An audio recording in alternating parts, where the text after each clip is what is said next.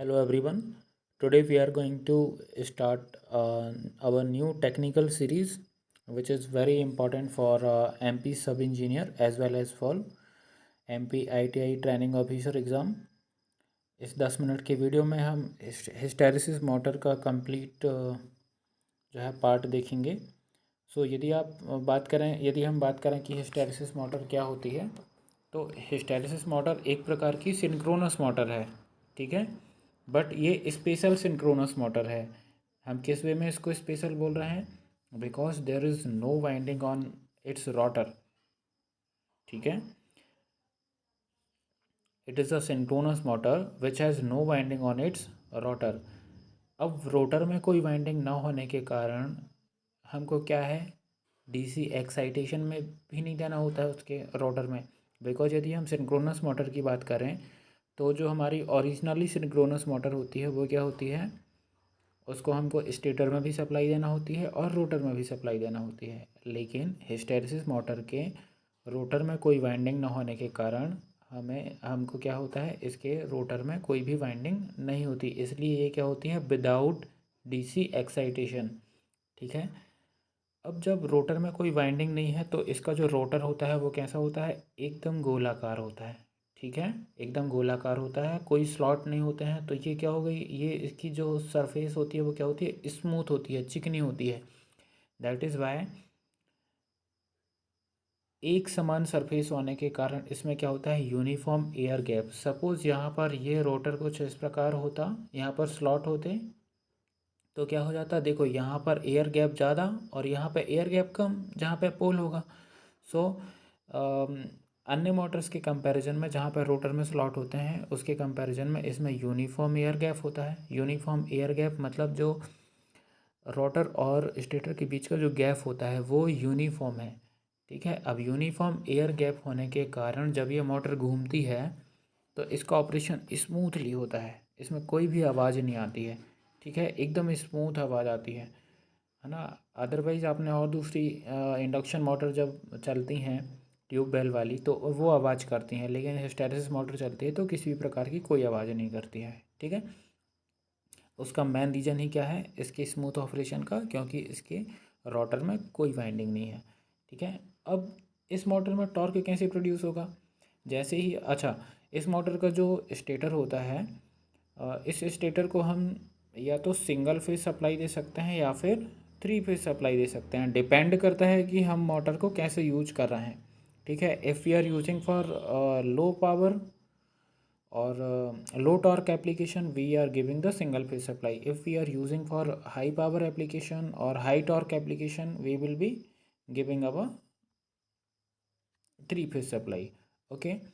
यदि हम टॉर्क देखें तो टॉर्क इसमें कैसे प्रोड्यूस होगा, जैसे ही हम स्टेटर में सप्लाई देते हैं तो स्टेटर आरएमएफ लिंक करता है रोटर से, ठीक है। तो रोटर में जो है हिस्टैरिसीस और एडी करंट इंड्यूस हो जाते हैं, ठीक है, जिस कारण से टॉर्क प्रोड्यूस होता है, ठीक है। तो रोटर में हिस्टैरिसीस और एडी करंट इंड्यूस हो जाते हैं स्टेटर आरएमएफ के कारण, जिसके कारण जो है क्या होता है, टॉर्क प्रोड्यूस होता है, ठीक है। और यदि हम इसके रोटर का देखें तो रोटर में कोई वाइंडिंग नहीं है, जिसके कारण क्या है, इसका जो है ऑपरेशन एकदम स्मूथ है, ठीक है। नेक्स्ट यदि हम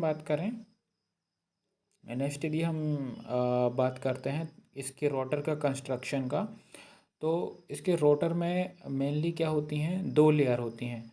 फर्स्ट लेयर जो है, ठीक है, ये तो हो गई हमारी शाफ्ट। शाफ्ट के ऊपर ये जो फर्स्ट लेयर जिसको हम क्या बोलेंगे, कोर, क्या बोलेंगे, कोर, ठीक है। इस कोर में क्या होगा तुम्हारा, ये कोर बनी होती है नॉन मैग्नेटिक मटेरियल की, ठीक है। ये जो अंदर वाली कोर है वो बनी होती है नॉन मैग्नेटिक मटेरियल की। इस नॉन मैग्नेटिक मटेरियल सपोज कि एल्यूमिनियम की बनी है, कोई भी non magnetic material, generally we are using the aluminium for construction, ठीक है। और आउटर जो लेयर है, आउटर लेयर जो बनी होती है वो किसकी बनी होती है, मैग्नेटिक मटेरियल की, ठीक है। वो जो आउटर मैग्नेटिक मटेरियल है वो that can be soft chromium steel, okay. Why the soft chromium steel only और कोबाल्ट, बिकॉज इनकी रिटेंटिविटी यानी फ्लक्स को रिटेन करने की क्षमता अच्छी होती है। सो मैग्नेटिज्म ज़्यादा देर तक इसमें स्टोर होता है, ठीक है। इसलिए हम जो है सॉफ्ट क्रोमियम स्टील या सॉफ्ट कोबाल्ट स्टील का हम यूज करते हैं। तो अंदर वाली कोर एल्यूमिनियम की और बाहर वाली ये जो कोर होती है आउटर कोर, ये जो है मैग्नेटिक मटेरियल की, ठीक है, मैग्नेटिक मटेरियल की बनी होती है। ओके, द नेक्स्ट पार्ट यदि हम देखें तो यदि हम इसका टॉर्क स्पीड कैरेक्टरिस्टिक देखेंगे तो टॉर्क स्पीड कैरेक्टरिस्टिक कुछ इस प्रकार होता है, ठीक है।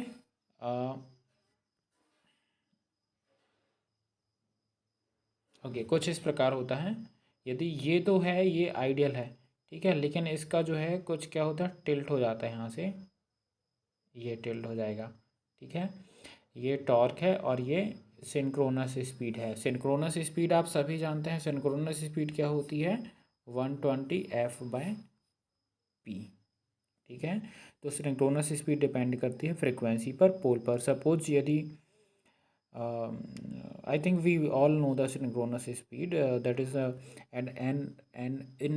that is a maximum speed in which a motor can run a constant speed. Okay, so it always runs on a constant speed or a synchronous speed.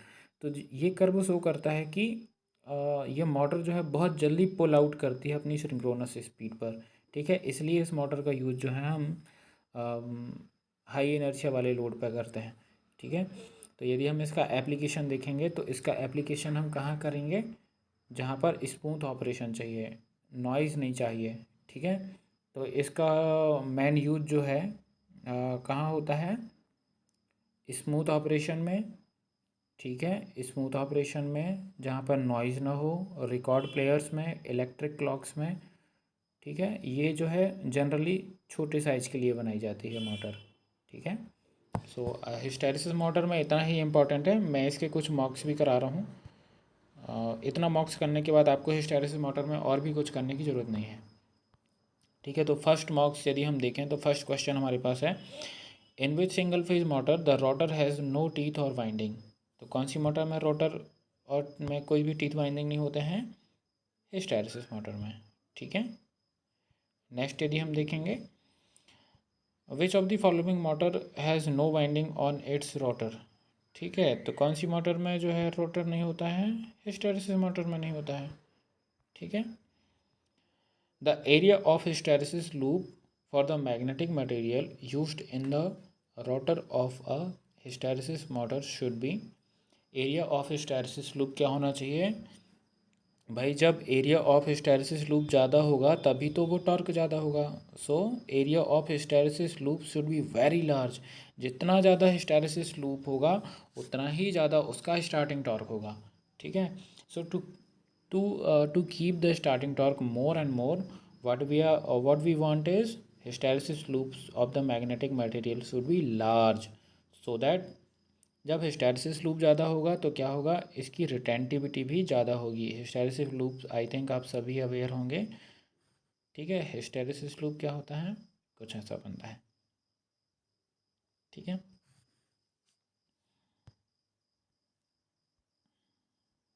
Now the next question, blank is a motor consisting of a rotor made of ceramic magnetic material.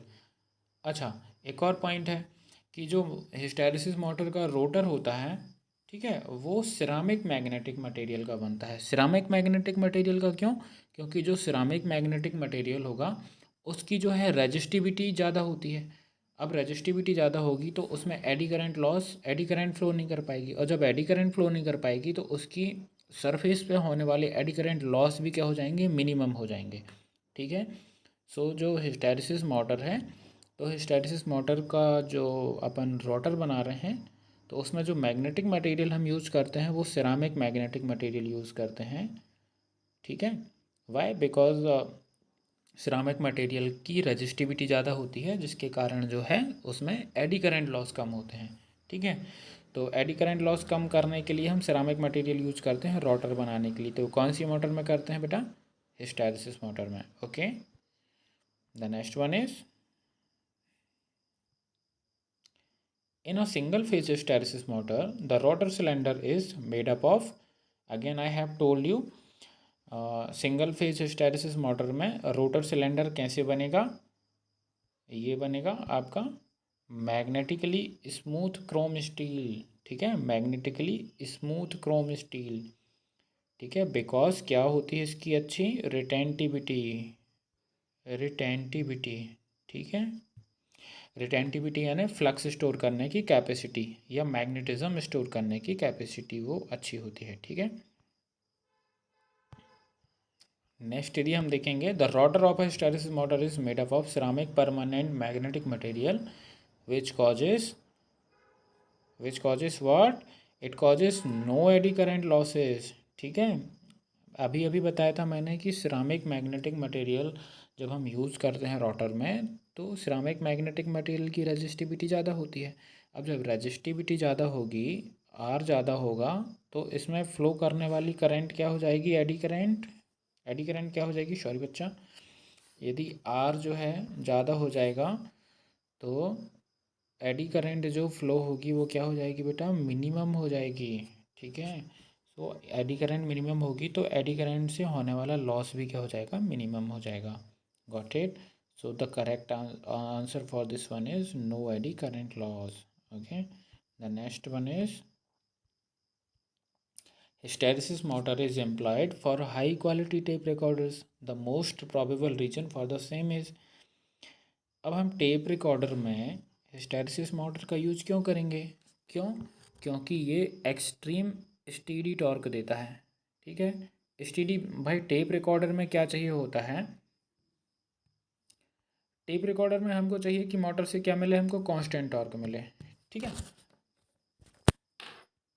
अब वो constant torque हमको कहाँ से मिलेगा, constant torque हमको कैसे मिलेगा, जब मोटर एक सी स्पीड में घूमेगी, कंटिन्यूसली सेम स्पीड में घूमेगी, तो वो हमको क्या डिज़ायरेबल है हिस्टेरिसिस मोटर में टेप रिकॉर्डर के लिए, ये एक सी स्पीड में घूमे, स्टेडी स्पीड में घूमे। इसका आंसर आपको कांस्टेंट या सिंक्रोनस स्पीड भी लग सकता है, बट यहाँ पे मोस्ट अप्रोप्रिएबल जो है ना, एक्सट्रीम स्टेडी टॉर्क चाहिए, ठीक है, टॉर्क ज़्यादा नहीं होना चाहिए।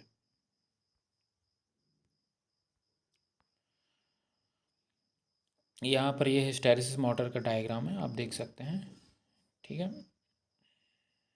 इस वन। तो आज के लिए हिस्टेरिसिस मोटर में इतना ही। आप इतने ही न्यूमेरिकल, आप इतने ही इसके क्वेश्चन करके जाइए, इसी में से आएगा हिस्टेरिसिस मोटर में से यदि आएगा तो। सो इस पे ये आज हमने स्पेशल मशीन का फर्स्ट मोटर किया हिस्टेरिसिस मोटर का। नेक्स्ट वीडियो में सर्वो मोटर कंप्लीट करेंगे। Okay guys, so thank you all for watching this video, and if you like the video please share and subscribe.